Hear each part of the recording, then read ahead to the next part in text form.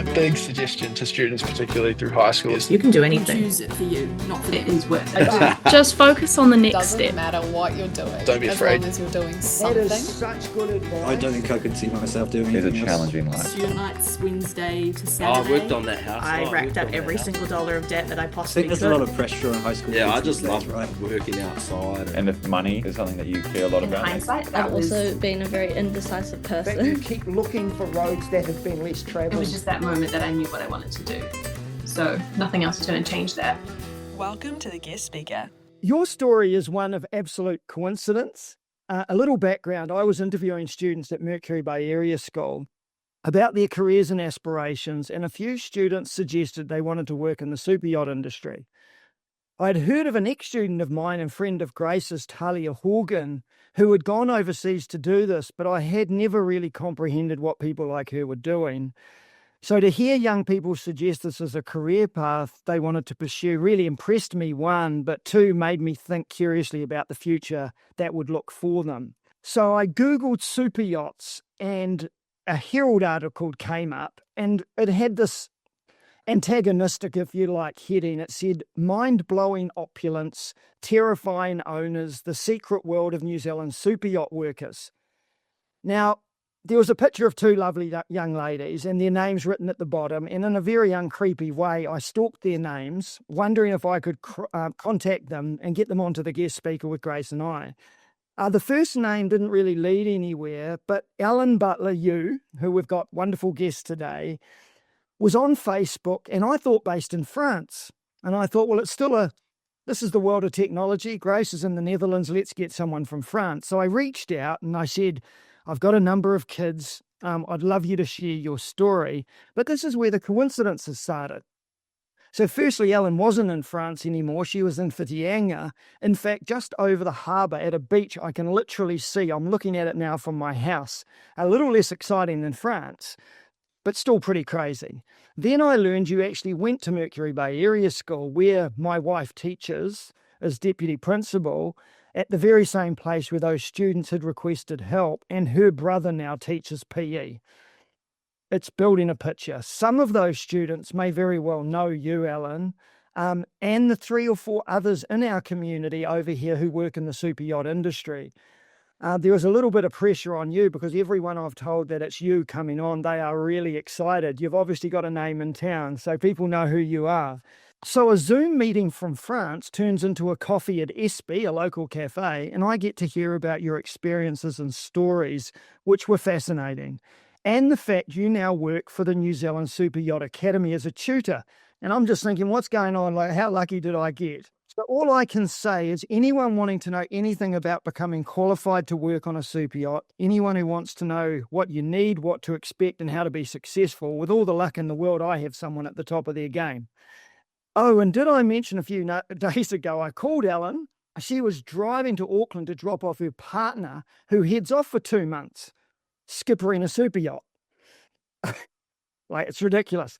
To everyone listening and watching, you will hear Ellen talk about being a flight attendant, training in airline customer service, being a nanny au pair in Sydney and on the south of France, training at Tauranga Polytechnic, for her STCW, which is a Seafarer's Certificate, and what that entails. There will be stories of 90-metre super yachts owned by Russian millionaires or billionaires, I'm not sure. The work, the pay and the travel to the Maldives, the Mediterranean, Caribbean, Dubai, Alaska, east coast of America, and amongst this, the Kiwi unicorn, the prized and respected and the most sought-after nationality across the industry. There will be stories we all want to come true, like being told by your employer to drop anchor in the Maldives for a month and simply wait for their next guest to arrive while you're getting paid and enjoying the most beautiful part of the world. But I know Ellen doesn't want to sell the dream without carefully explaining the expectations and lifestyle that follow. Behind this allure of travel, income, wonderful locations, there are high expectations. No drugs, alcohol, drug testing, becoming invisible for the privacy of your owners, and the fact that you are at sea, possibly in the middle of nowhere with people you may not know well or at all. Your job is to keep the owners and their guests safe, cared for, enjoying their days, everything running smoothly, while being someone they enjoy. To support young people, Ellen will discuss what training you need and can expect at the New Zealand Superyacht Academy in Auckland, a course that would prepare you for a life of travel. It's wonderful that you live in the same community as I do. And like I say, this community is really looking forward to this interview because although this will hopefully be pushed out all around the country and other kids might be interested, for some reason here it seems a really popular thing simply because they've heard about it. So welcome to the guest speaker and thank you for being here. Can we take you first and foremost back to school? The school I can, again, almost see from my house and where my wife works. How did that experience go for you and what sort of kid were you? Yeah, sure thing. Thanks for the intro. You nailed it. I love it. No pressure. Yeah. So, yeah, like you say, we're from the same lovely community here on the other side. I'm from the dark side. But yeah, the Coromandel Peninsula, it's a wonderful place and super proud to be from here. And I think that's really shaped myself to where I am now. But yeah, so I started out going to the little country school of Kiwi. So I think we probably had maximum 100 students or 150 at a push. So yeah, that was a really positive experience for me, like just the typical country upbringing that we had. You had the pet days and the flower days and, the big sporting days and things like that. And that took me throughout intermediate as well. So when I made the jump over to Mercury Bay Area School where your wife works, I went from being a big fish in a little pond to a little fish in a big pond. But that didn't necessarily stop me, but it was just like a bit of a change. We are from Hotwater Beach, so I caught a ferry and another bus to go to high school. But yeah, overall, I had a pretty positive schooling experience. I'm a social butterfly, so I always had good people around me, good friend groups and things like that. I think the report cards often said, Ellen is too social, Ellen shouldn't sit with her friends, Ellen talks too much, that kind of thing. And in terms of like academics, by no means was that my strong point. I think I probably sat at like the top end of average in a lot of it.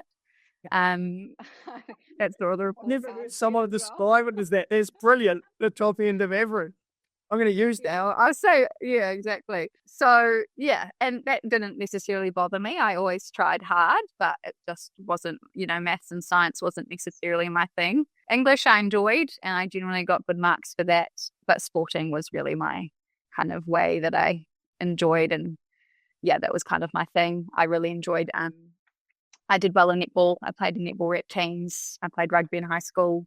I grew up doing surf lifesaving and things like that, so yeah, it kind of took me to a lot of places. The rep netball kind of gave me amazing opportunities. I had an amazing netball coach, Sandy. I think she might have been actually our sports coordinator at school as well because she was at school often. She had an office and things like that. So she was a bit more than a netball coach to us. And yeah, especially me, I was by no means the best on the team, like in skill wise, but I somehow got the captain's position in senior A team. So that also kind of taught me a whole lot, that it gave me a confidence that I didn't know that I probably needed. And yeah, I really enjoyed that role as well. So, but yeah, we're products of our environment. We live in the Coromandel. At one point I was doing dive academy for a subject at school. So I got to get my open water and advanced PADI at school.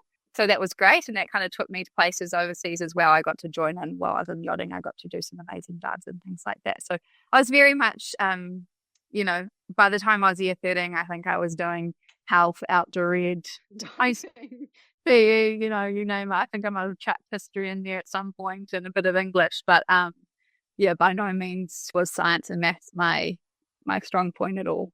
Yeah. I think a lot of people, I suppose, although we're going to jump there later, that's, I suppose, the link, because there's a lot of schools that can do their outdoor ed and can get their dive qualifications. I suppose if we're going to jump later to doing what you're doing, that would be one suggestion for kids. If they love the ocean, even if they're not near it, getting those dive certificates are really important. Yeah, absolutely. I mean, it's not necessarily important, but it's going to, I guess, provide you more opportunity. It's the same with surf lifesaving. It's just those great things that look good on your CV as well. It's just something to add into that qualification section on your CV. And yeah, it's just good life skills, really. So yeah, I would encourage anyone that's wanting to kind of go this path to do anything like that, first aid, all that kind of thing. And that's what you get with surf lifesaving as well, all those additionals. So yeah, I would encourage that for sure. I mean, yeah, I was just thinking before what my highest score at school would have been or something. And I'm pretty sure I got an excellence for flipping a kayak, and my parents took me out for dinner. So that's pretty much where I got. Brilliant. Woohoo! And now, look, it's a really great picture. So at what point did you start to consider, where you were going and what you were going to do and how? I mean, obviously you knew what you loved, but were you factoring that in? What was your decision making and how did you go about it? Yeah, so when I was kind of in year 13, I think if you think about my skill set, I am a people person. I can hold a good conversation, whether that was with, my friends' parents or my teachers or my peers. I guess that's something I kind of pride myself on now. I probably didn't know it back then. So I was always interested in the tourism industry. I always, thought that was kind of the path that I would go down, whether that would be in outdoor ed tourism or if it would be in hotel management or whatever that was. I enjoyed people and I enjoyed the service industry. So yeah, by the time I was in year 13, I was kind of doing gateway programs for tourism. I had an amazing homeroom teacher, Sarah Holmes, and she kind of really encouraged me into the flight attendant thing. And we went and stayed in a nice hotel and went to the academy. And so yeah, that's definitely the direction I was heading. I knew I wasn't going to go to university straight away. It wasn't like a no for me. But I wasn't ready to make that lifetime commitment. Straight after high school, I went and I was accepted into the Air New Zealand Aviation Institute, which is in Auckland. And so it's not just limited to flight attending, that is, all aspects of airline customer service. So whether you're ground staff or if you're in the call centres or whatever that might be, they kind of train you in for that. It was a long time ago now, but I think it's around 6 months. And within that 6 months, you're also kind of being watched, so you can kind of get picked up for an airline as well. So there's opportunity that you could get plucked out early, and obviously that's the dream case scenario. So I did really well in that course. I think I was constantly told from my facilitators, "Oh, Ellen, you'll be snapped up. You'll be snapped up." I'm thinking, yes, we're on here. And then at graduation, I think I got 3 out of the possible 5 certificates you could end up with or something. So I was like, oh, great, I'm obviously bloody good at this. And then, so I went straight into interview processes with Air New Zealand after that. It's quite a grueling process to kind of get to that final interview. So I got to the final in-person interview and it all went well. So I was waiting for that call to say that I got the job. Keeping in mind I'm 18, so I'm young. And back then, it might have changed since now, but if you didn't get the job, you got a 12-month stand down. However, I got the call and I got a 6-month stand down because they really wanted me, but they wanted me with more life experience, which is fair enough. I'm 18. I've got none. So, but that kind of, I had all my eggs in the one basket. So that really crushed me. I was really upset. And I remember my brother actually telling me, "Oh, Al, it's all good. You just had all your eggs in one basket." And I was like, "Yeah, I did. I need a bigger basket and more eggs." Because I really homed in on that. So there from then, but I didn't want to necessarily apply for other airlines because I thought I'd get a similar thing. So for me, that was kind of end of, like, going to do something else until I feel ready to do that again. So obviously 18, itchy feet, I wanted to kind of find that next move. And so I applied to be an au pair in Sydney. Kept it pretty close to home, just a little baby step there. And yeah, really enjoyed it. Obviously got some good life skills and, went and worked for a lovely family and looked after a beautiful little girl. How do you apply in that? Can I ask, Ellen? Because there'll be some kids even looking at that. Like, what is that online? Yeah. What's that? Yeah, it's very much online. So it's an au pair website. So you kind of make yourself a profile and you start talking with families. And, I was looking at a lovely family in Ireland and, so you kind of get like where you want to slot in. And I had to make many friends when I was there. You kind of, it's like dating, but for friends, you go out on coffee dates and things to try. And I had like German friends and, American friends and things like that. So I actually went traveling with a American nanny that I made friends with after that. So I got like my first travel experience with her. We went to Thailand and Singapore and Asia, that kind of thing. Anyway, fast forward, I did a very similar thing. I was just doing reception at Hot Water Beach Top 10, and I did the au pair thing again in France, but this was for a family that had connection to Hawaii. So I kind of went and had an interview with them, and I really liked them. They're a funky young couple who had just had their first baby. And I'd already known that I wanted to be in the yachting industry, so I'd actually come home to do my basic certificates for the industry, which is the STCW, and get your ENG1 medical. So that's like the basic qualification that you need to get on a boat is your STCW, which is what I did at Tauranga Polytech. So that's just a week course. So I knew I had to get that, so I did that. And then they were like, come be a nanny in the south of France, and then you're in the right spot for the industry. So I was like, yeah, I can do that. So yeah, I lived in an apartment in Antibes in the south of France with them, which was a lovely experience. Like, I got to meet all these yachties that were there, but because yachting, you kind of come in and you come out, I had to constantly make friends because they kept leaving and coming back and kept leaving. So it's very much an industry of sometimes it can be a case of who you know, not what you know. So networking is really important. So I did a lot of that. And that's kind of how I fell into my first role in yachting as well. I'm not sure if I'm jumping the gun. Sorry. Can I ask, Ellen, just the STCW in Tauranga, you said it's only a week. What does it cost and how hard is it? Because if a kid's going to do this, they've got to go do that course. And you also mentioned the medical, there's only one person who can sign you off for that. It's not like you just walk into the local doctor's surgery. So can you just quickly touch on that? Yeah, absolutely. So the FCCW is like, that's your firefighting, your first aid, you'll do sea survival skills. So it's just the basic level of skills that you need to have to be like a watchkeeper on board. Yeah, because at times you're at sea and like a fire is the worst case on board. So you're fully trained in firefighting. And it's a gruesome week. I remember like sitting on the bottom of a shower at the end of them, I'm naked.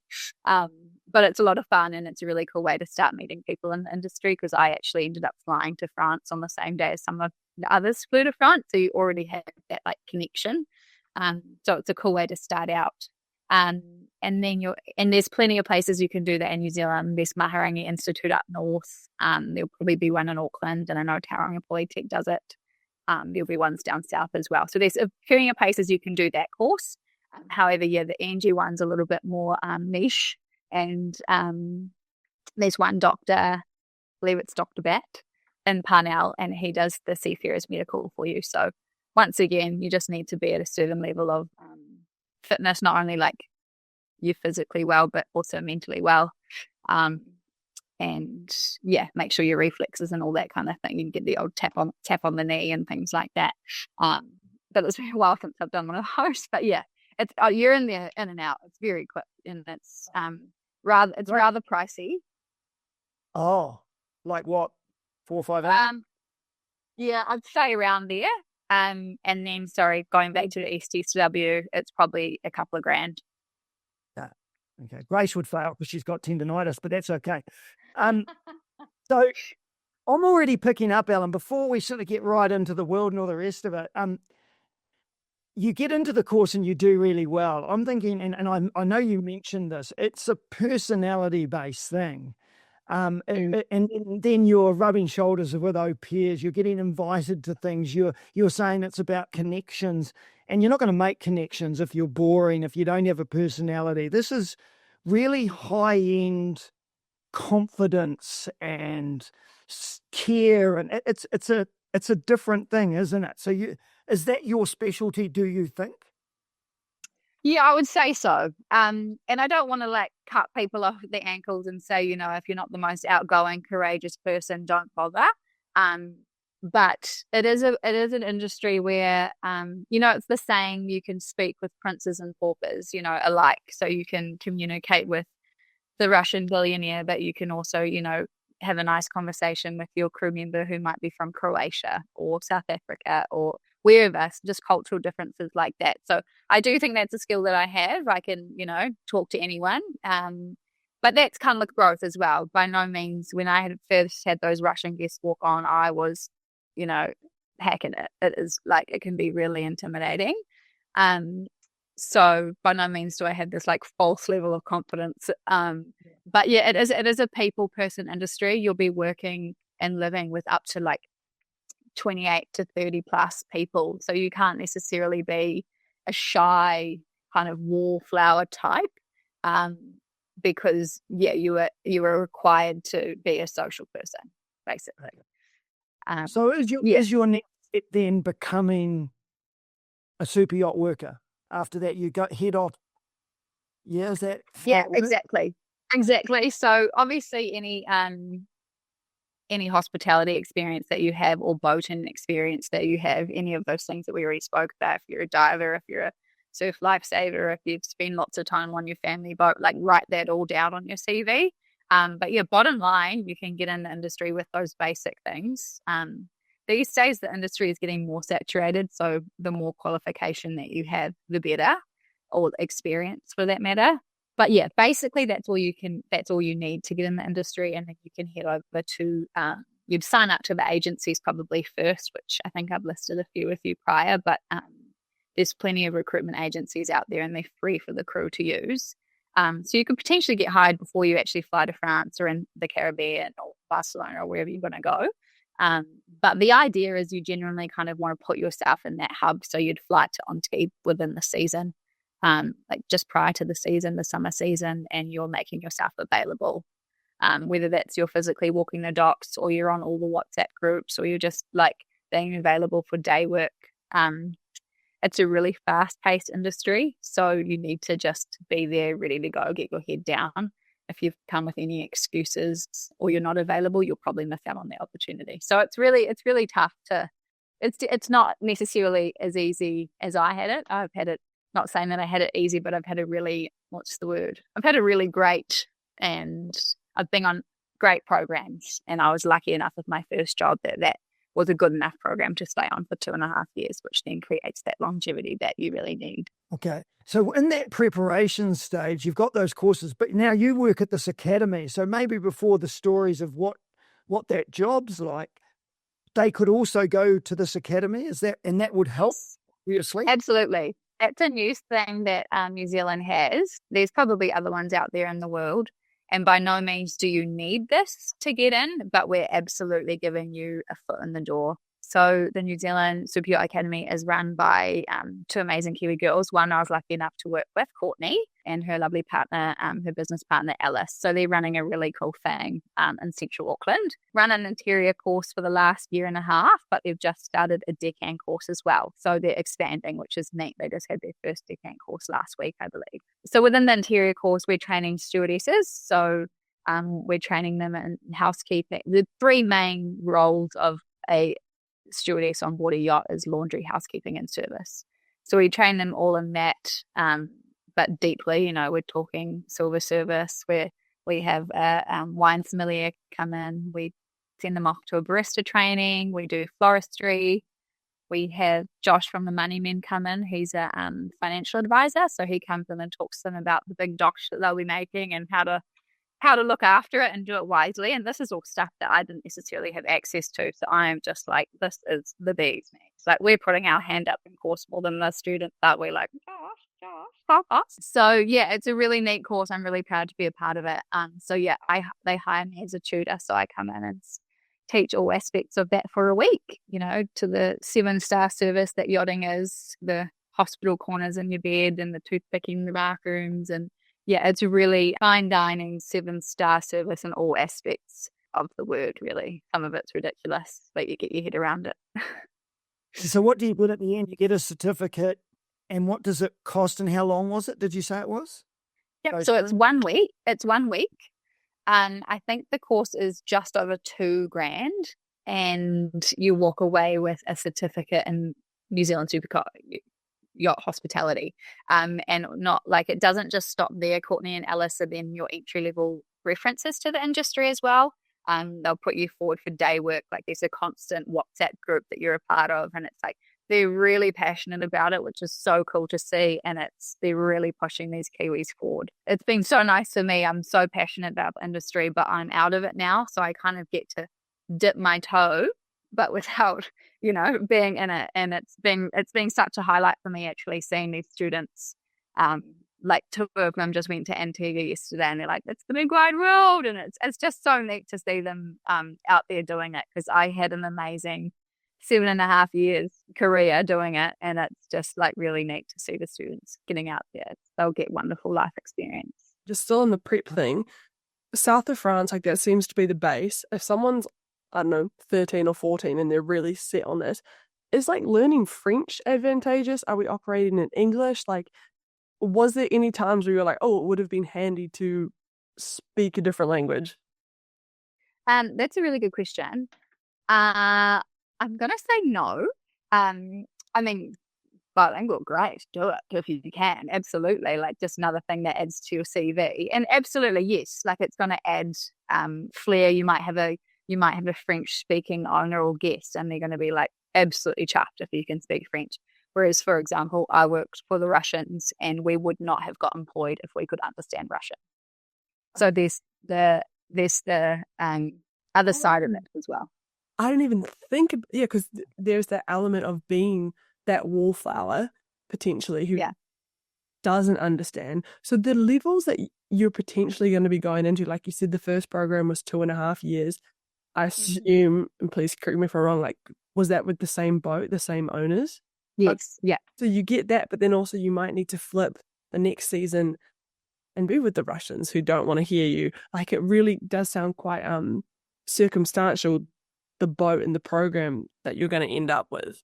Absolutely. And this is something that we encourage our students at the academy. Like, not only, yes, you want that first job and you're going to do almost anything to get it. You're putting yourself out there to get that job, but you need to make sure that it's the right choice for you. So when they're interviewing you, you need to interview them back, like, where are the owners from? Where are the crew from? What do they do in their time off? Like, does the crew value exercise? And, because if I'm joining a boat and the whole crew speak Croatian or Filipino, like, that's probably not going to be the best fit for me. So you really want to just kind of, you need to interview them back. You need to make sure it's the right fit for you, because you could potentially be on a boat in the middle of the ocean for however long, and so you want to feel good. But yeah, so going back to the program, so I was hired on a 90-meter yacht, and that was Russian owned. So I was hired by a Kiwi chief stewardess. I was green. I had no experience. She took a chance on me because I had networked and we had a mutual friend. She was considering someone else prior to me, but that person was a little bit older than her and had more experience. So she kind of looked at me as in, I can shape Ellen, I can mold her into who I want to be. And also we got along. She was a Kiwi, I was a Kiwi, we had coffee. Like, it was just easy. And it was a really well-run program. Yes, we did work for scary Russians, but it was such a well-run program that we all stayed there for a long time. So like, our most recent crew member would have been a year old. We didn't have a whole lot of in-house movement. We kind of, once you were on there, you stayed on there. So when I left after 2.5 years, I had a really good stint on a prestigious yacht on my CV. Yeah. So you do want to kind of, you want to give it a good innings once you're employed, just to kind of get that longevity on your CV. So can I ask then, Ellen, are you part of the pre-departure sort of stuff, like preparing a boat? Like, you'll be told, we're leaving on the 30th of June. You need to arrive on the 15th of June, and there's all this prep, and you're going to be away for X amount of time, and people are delivering food, and then when the owners arrive, what's that like? What's the days like? Yeah, really give that pitch, because this is doing my head, like, this is interesting. Yeah, so if I paint a better picture, we're fully employed all the time. So I've got a yearly contract. So even if the guests aren't on the boat, I'm on that boat. So it's not a case of me arriving on the 15th because the guests are arriving then. I'm already on there. I live there. So for example, I use the 90-meter as an example. We probably had like 40 rotational, but you have 28 on at a time. So you have like your rotational partners or your leave members and things like that coming and going. So yeah, you kind of operate with a crew of 28. And so you've got your department. So you've got your interior department, you've got your deck top department, you've got your officers. So you've the big dogs on the bridge driving the thing, and then you've got your engineers and you've got your galley team. So those are the 5 main departments of the boat that keeps it going. And yeah, so before a guest trip, you'd probably be prepping for 2 weeks in advance. Like, everything is schmack. So yeah, we call it detailing. So you detail the boat before the guests arrive. So yeah, that's your cleaning every nook and cranny before the guests arrive. You're stocking the fridges. You're prepping food. You're drying your garnishes, and you're just prepping yourselves for it's not only that, like the entertainment as well. Guests need to be entertained. So you have a purser on board who's upstairs and she's doing all the flights and the bookings for the restaurants and whatever it may be. So yeah, it's a full operation. And for that first boat, I was on a 3-1 rotation, which is a little bit unheard of for your first job. Once again, I was quite lucky. So that's when you work. I worked for 3 months and then I got a month off. Worked for 3 months, got a month off, and that's all paid. So by the time I got to chief stew, I was on a 2-2 rotational. So I worked 2 months, got 2 months off. So essentially you're working 6 months a year, but you're getting paid for 12. So that's something that you work towards. That's an amazing part of the industry. So the owner has enough Yes. money to own the boat, park it up, pay full-time staff, and then go on holiday through somewhere, go out to dinner every night or whatever. And we're talking significant. Oh yeah, we're talking like so wealthy that you've never heard of them. It's not, if you think about like the celebs that you would name drop, they're the small fish, So yeah, so I was working for a Russian oligarch for 2.5 years, and then I worked for a few American owners. So I worked on 4 boats. I was lucky. I generally worked on private programs. So there's private is like I'm describing, so one man or one family or one owns the boat, so they use it for their own use, whether it's themselves or their friends or their family, but that's their vessel, and that you do wherever if they want to go to the Caribbean, you take it to the Caribbean. Whereas there's other side of yachting where it's charter, so it's looked at as a commercially owned, almost a business. So that's when you'll see it on below deck. It's kind of like, the Kardashians would charter a yacht and you kind of have an exciting week, and then it's very much head down, you graft, but you might get a tip, a really good tip. So that's why you like work so hard for the charter boats. Whereas the privately owned boats, it's kind of installed in your package. So you're not necessarily getting tips, but you're kind of, like I say, I was on a really good rotation. I was probably on a really good salary. So those things are kind of like incentives that are installed into your package. Whereas charter boats, you might be on a lower salary, but you're essentially making big dosh because you're getting really good tips. So what is this pay? I think you said to me it was above 3.5, but it was US dollars. So just for kids to understand. And then for you, it was more like that 6.5, 7.5 a month, was it? Or so yeah, what sort of money are you talking about? But US, having to budget. So you'll most likely get paid in US or Euro. I think the first boat I was paid in Euro. Once again, it was probably quite a generous salary for a green stew. I started on €3,500 a month. So when you bring that back to New Zealand, and I was 20 years old at the time, I was thinking, yes, doing pretty good for myself. And then it all really changes and varies with what boat and program you're on and what role you're willing to accept. But by the time I worked up to chief stew, I was getting 7 to 7.5 US a month. That's the money coming in, but what money is going out when you're on the boat? Because obviously the 2 months off, you're traveling, you're doing whatever, love. But when you're on the boat, are you having to pay board or food, or is that all included? That's a great question. So that's essentially why yachting is good money, is you have no outgoings. So once you're employed on that boat, from flights to obviously your accommodation because you live on board, to your toiletries, to your food, everything is supplied for you. You are very well looked after, to the point where your undies are getting folded and putting back on your bed. So, and essentially you're working offshore, so you don't pay tax. So once again, you're pocketing everything you earn. So that's why when you do have those 2 months off, or you do have that week off, it is exciting. You feel like you've got dosh. But that's what's so amazing about having someone like Josh from the Money Men, who's also a previous yachty. He's just teaching this next generation to, save 30% of it. Do what you want with the 70%, but save your 30%. And we're all like, oh, I wish we did that. I was lucky enough, I worked hard and I came home with some good money. I've got a good little house deposit sitting there, or whatever it may be. Whereas a whole lot more people, they buy the nice things or they go on the nice holidays. But yachting does really afford you that lifestyle for a while. But I remember my dad saying to me, he was like, darling, you're not the billionaire. Remember that? I was like, oh, keep me in check, Dad. Keep me in check. I'd be buying the Fendi sunglasses just because I could, like the ridiculous stuff. But not an extreme case. I was pretty humble and bought a nice laptop, and that was about it. But yeah, it's good money because you have no outgoings. Well, it must be unusual too, being like we've established there's quite a lot of money going around here, and I can imagine coming just from New Zealand in general, regardless of where you are, to be in an environment where like that money is just ridiculous. And I don't know if Money Man Josh talks about this, but how do you deal with being like in the presence of something that's quite unusual, but to them is their usual? Like, was there times where you felt a little bit like, oh, this is ridiculous, or like, wow? Oh, absolutely.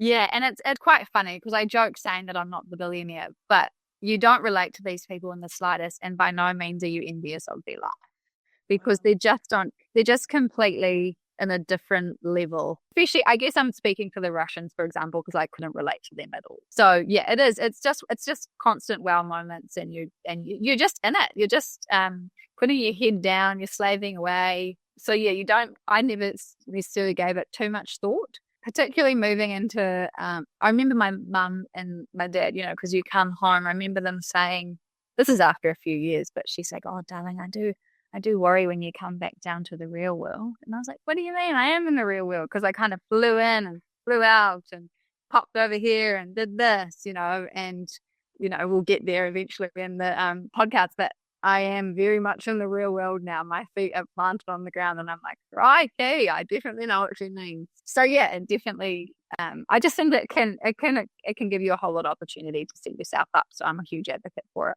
In terms of when you say slaving away, your daily thing, like, do you get to finish at 5 o'clock and go for a swim or do some yoga, or are you're doing 12-hour, 15-hour days sort of thing? How does the day look? Yeah, that really depends whether you're on charter or not, or if you've got, I say on charter, so that means when you've got guests on. Yeah, if you're just waiting in Barcelona port and you're just doing your day-to-day, you're probably doing 8 to 5.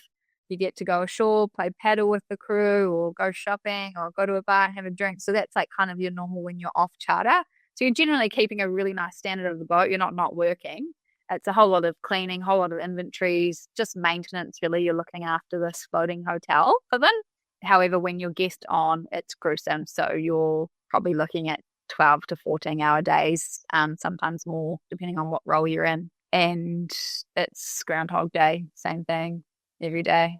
You might be in different locations, absolutely, but you might look at it through a porthole and not actually, I've been to some stunning places in Greece, but I don't think I've really been to Greece, because I didn't necessarily see it or enjoy it or jump in the ocean or anything like that. So it can sometimes, it can look very glamorous from the outside, absolutely, whereas it's a whole lot of work, and you'll have your head in a toilet or cleaning a shower, and the guests that you're looking after aren't necessarily the most hygienic or respectful people. So there is situations that you're just probably questioning your life choices at times, but it all kind of, it all works out really, and that's kind of why you're there, and your head down, bum up, and if that kind of gives you a bit of an example.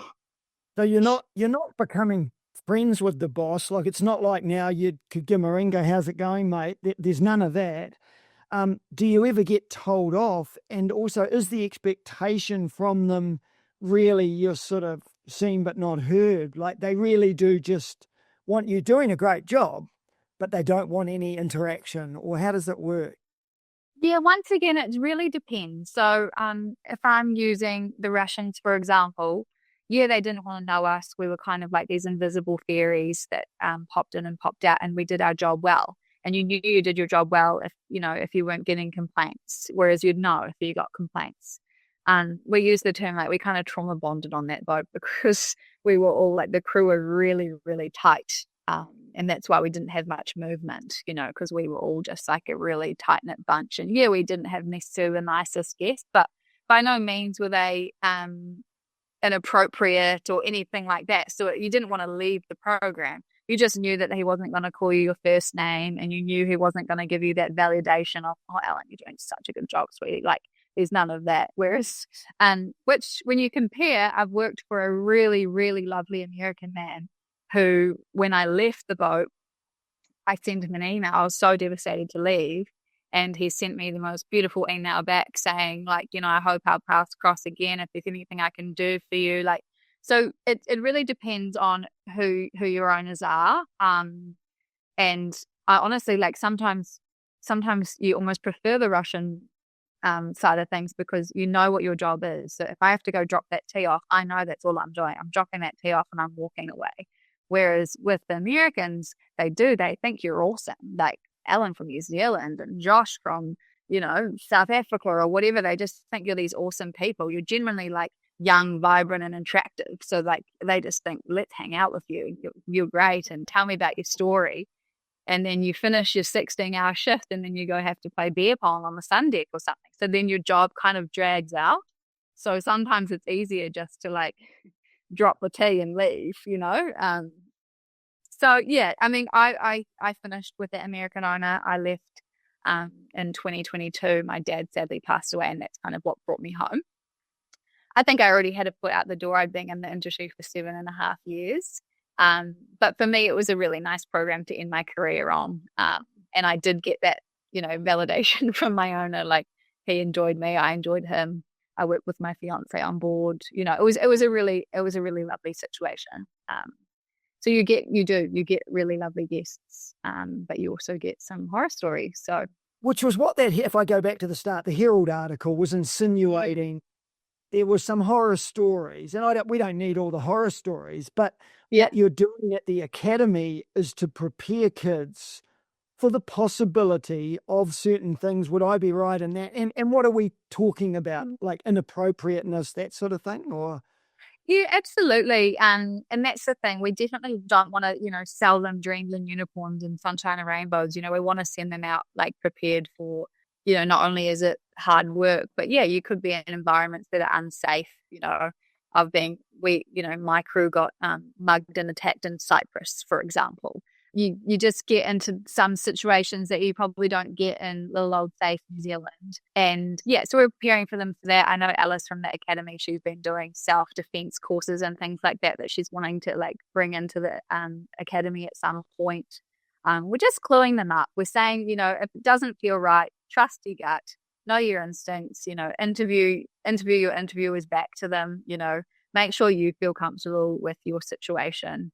You know, if a captain or someone that's interviewing you doesn't feel quite right, just, you know, listen to that, but can't necessarily pinpoint it down to one or two things. It's kind of just like the big wide world, what comes with that.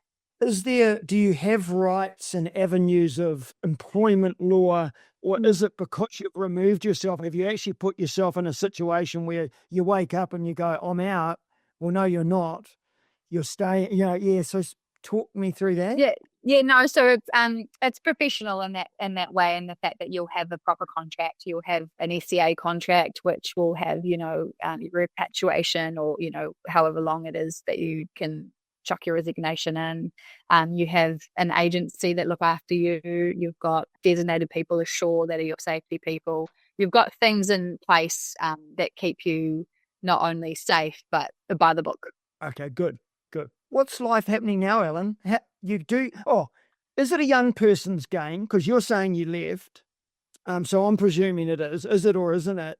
And then how has this set you up for the next chapter? Yeah, sure. It definitely has that tone to the industry, and the fact that you're generally young, fit, you know, ready to go. And I was 20 when I joined, and I was 27 when I finished. And I'd say that is your prime time, you know. However, that's not necessarily the case. I think, it also varies for what department you're in. So I was in the interior department. You know, I want to have a kid someday, and with that, you know, you can't have the baby in the crew mess. You know, it's like that doesn't exist. So you go home and have your babies, and you change your career.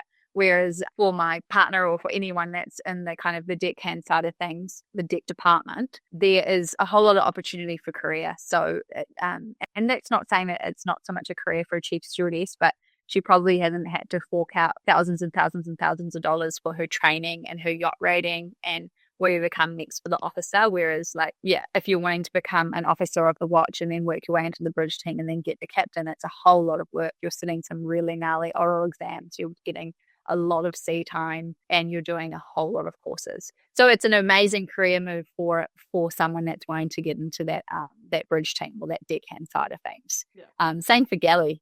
You know, you've got the most amazing chefs. There's no age on that, or the same as your engineers. Your engineers are generally a little bit older and occasionally grumpy because things are breaking or whatever. But yeah, I'd say if you're wanting to become a stewardess or the interior side, we're generally kind of a little bit on the younger side for sure. And what sort of career alignment is there for someone like you? Because it sounds like you've got incredible skills. You could be doing all sorts of stuff now. Is that how you... Yeah, I mean, it's nice to hear, but it's not how I was thinking of things. So like when I was, because I knew it wasn't going to be a long-term career, I probably thought I was going to be in it for 2 years, 7.5 years down the track, I'm getting out of it. But I wasn't, you can't, because of that, you're kind of looking for that out. Like while you're there, you're always looking for a bit of a plan B. And while I kind of left suddenly when my dad passed, I didn't necessarily have that. And I was always thinking, oh goodness, like what's my land-based CV going to look like? Like I can fold a nice napkin and I can polish some cutlery. Like what can I do? But just going back to that, like people skills and like the life skills that you gain when you're in there, I think they're just so valuable. And it's those connections that you're making. And I encourage anyone to hold on to those connections and like keep using them. You know, if you've got them, as soon as you're land-based, contact that person that you knew, because everyone does kind of come back to whether it's New Zealand or Oz or South Africa or wherever they're from. So I'm lucky enough that I get to live where I want to live, where I grew up in the beautiful Coromandel, and I get to have the career that I have. And that hugely because my best friend, Nicole, she was also in the industry, and she was in the industry before me. So she's been influential for me, and she started Coromandel Weddings in 2019. So we always kind of schemed and dreamed that I'd come back and like join in. But yeah, when I came back in 2022, she had just had a little baby. She was ready to take on a partner. And yeah, we kind of light the fire in each other's bellies with that. Yeah, we've got a really successful wedding business now. So we say if you can deal with a billionaire, you can deal with a bride.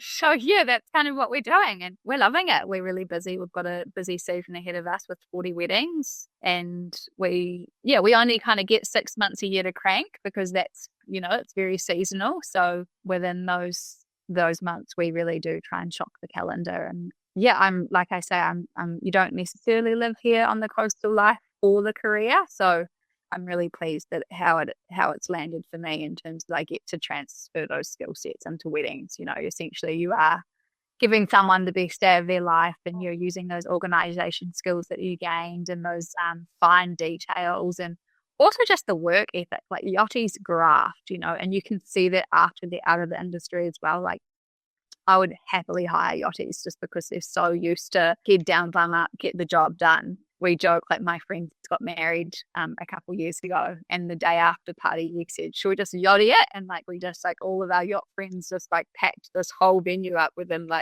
10 minutes, because no one's afraid of hard work. It's kind of where I've landed, and not only with Coromandel Weddings but also getting to dip my toe with the academy 4 times a year when those courses are on has been a really nice balance. I'm just going to jump back slightly before we start wrapping up. So if I'm really good at yoga or diving or surfing, or I'm a health fanatic, or I'm a teacher like me, that may be my thing on the boat, where someone might actually say, well, I want a teacher, or I want someone who can surf because we are going to the Maldives and my kids want to learn. Again, my wife wants to do yoga. So if you're a yoga instructor, so anything you said, surf lifesaving, they're thinking, I can't swim. If someone falls overboard. So there is that element they want, for all you know, anything. You might be surprised. Is that right? 100%. If you think about it, they're billionaires. They want the best of the best. So they want you to be as qualified as possible. We have nurses on board. We have beauty therapists on board. We have PTs on board. We have yoga instructors on board. You name it. If you have another skill or a previous profession, put it on your CV. By no means do you need to fit into a box. I was looking at someone's CV the other day, and they were an interior designer, but they didn't put any of that on their CV. And I said, that's incredible. Put that on. Like, you'll be able to make everything look so amazing. You need to really sell yourself. So whatever skill you have, we had a paramedic on board, and our owner was in his 80s, and we just loved that because if anything happened, we knew like she was going to be all over it, you know. And for someone like my partner who's a captain, like having that profession there is just going to put him at ease, you know. And so they're called specialty roles. So it's more and more popular that you're getting hired. They're looking for a specialty role. So not only are they looking for a housekeeper, but they're looking for a housekeeper who excels in massage or facials or nails or whatever that may be. So yeah, those are more and more popular, those specialty roles, and especially, you know, personal trainers, yoga instructors, things like that. Can you just speak briefly around the captaincy? I know we could get your partner on if we need a, but just briefly, he is, in the terms of a captain of a boat, what's his role?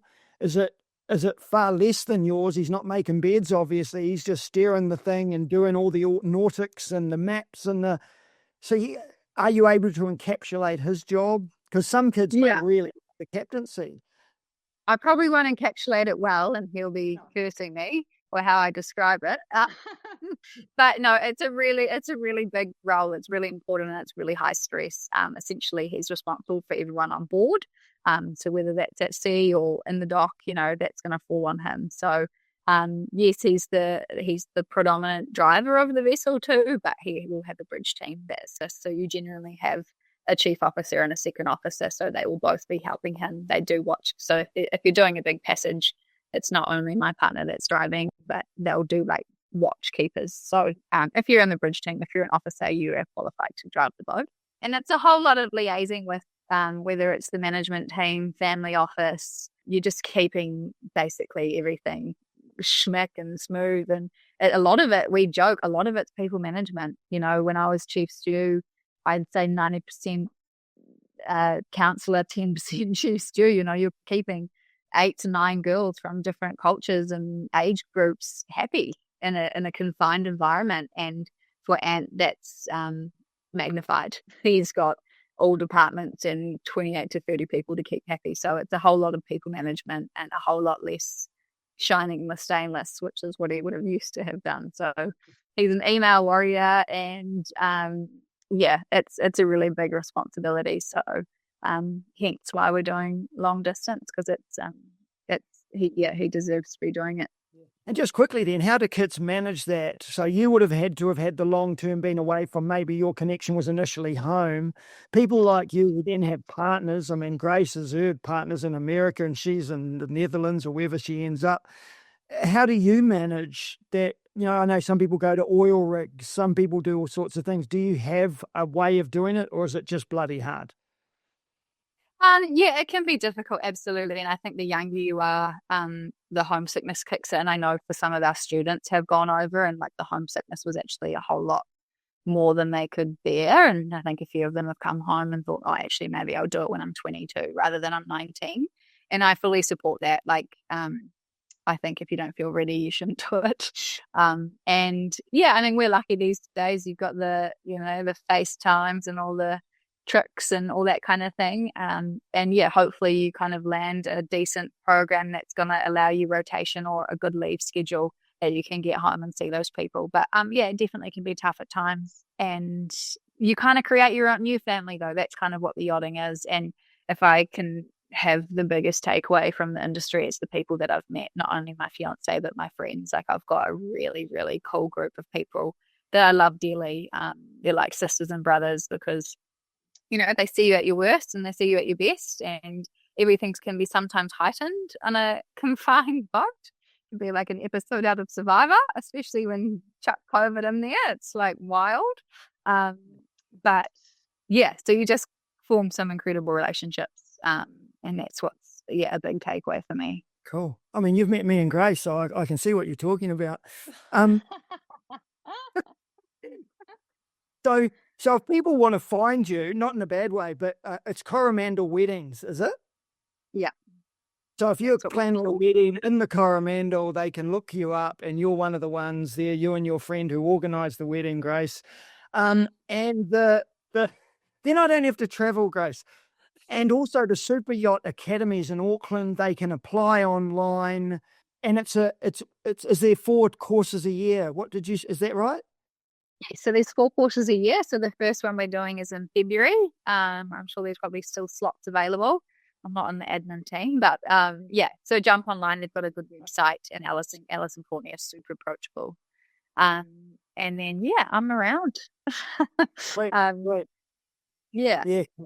Cool. Oh, look, and a shout out to Mercury Bay Area School. Like I say, there was a number of teachers there who were like really looking forward to this. So I'm sure they'll get to listen and hear what you've been up to, and they're really proud of what you've done. Can I just thank you for your time? Like I say, the fact there were these lovely young girls who wanted to go and do this. I think having someone like you in their community they can resonate with is really important. But then the safety of that course, I think I'd be really encouraging if I had kids sitting there again saying that. My big recommendation would be to do that, and also to listen to something like this, the good and the bad. You know, go in with your eyes open, and I'm sure you'll have the time of your life. But thank you so much. Absolutely. Oh, thank you for having me. It's been I am passionate about the industry, and although I'm not in it anymore, it's neat to encourage and, like I say, dip my toe in it occasionally. And yeah, I think it can be, I think it is pretty wild that when you're 18, you're kind of expected to know what you want to do for the rest of your life. So I think it is a really, you don't need to look at it as a career. There's no pressure of saying, hey, you need to go do yachting for 5 years. You can do it for 6 months if you want, get some life skills, or there's seasonal jobs. It doesn't necessarily need to be full time. So there's plenty of opportunities that kind of fit for what different people are looking for. So, yeah, thanks for having me, guys. It's been an honor. I think you guys are doing an awesome thing. Last question. Quick first one. Do you get seasick? Like, is that something? So people were mistaken. They think that because they're like big boats, you don't get seasickness. But I was tragic. Like, it was so bad at times, because you're not only just doing like these small passages, you're doing like Atlantic crossings. And the weather can be really bad. I remember we went from Mexico to San Diego. So we were going past the Baja, California coast. And they call it the Baja Bash because we got bashed. And like, I remember getting so pathetic that even my owner was like, oh, Ellen, sweetie, like, have a ginger beer. And I was just like, because seasickness is like, it's a lot of it, I think, is mental. But once you're in it, it's really hard to get out of. And you just sometimes need like a cold floor to lie on. Like, so and sometimes it's great if there's no guest on, because you can have the luxury of like actually taking like a man down. I'm going to go have a bit of a lie down. But I was chief stew at the time. So if I'm chief stew, I'm having a lie down. I have to kind of tell the other girls like, go have a lie down. So yeah, no, absolutely you get seasickness, but they give you things for that. There's like Dramamine and tablets, and you don't drink coffee that day and things like that. So you learn quickly that unfortunately if you get seasickness, you get seasickness. Okay, I just wanted to call that out because I feel like yeah, like you said, it's a great question. Just because they're big boats doesn't mean you're not subject to that. Oh yeah. Last question is, you've given so much to everyone, so seriously echoing everything Ludlam said, thank you. But if you could go back, Alan to Alan, when you were like year 12, year 13, what advice would you be giving yourself specifically? Oh, that's a good question. I'll definitely apply myself a little bit more in school. Like, I don't think my journey would have changed a whole lot in terms of where I've landed, but I think I probably could have given myself a whole lot more opportunity, or just pushed myself a little bit more. I probably, occasionally took the easy route. And I'd say log your air points, because we get flown around the world. And I didn't log a goddamn air points for like 5 years. So, and now my fiance is like elite gold member, and I'm like, please, can you take me into the lounge? So if you're in the industry, log your air points and save your money. I love that. Brilliant. Hey, look, thanks for your honesty and your feedback and your insight into this. This has been outstanding. Thanks, Alan. And thanks, guys. Hopefully I didn't overshare.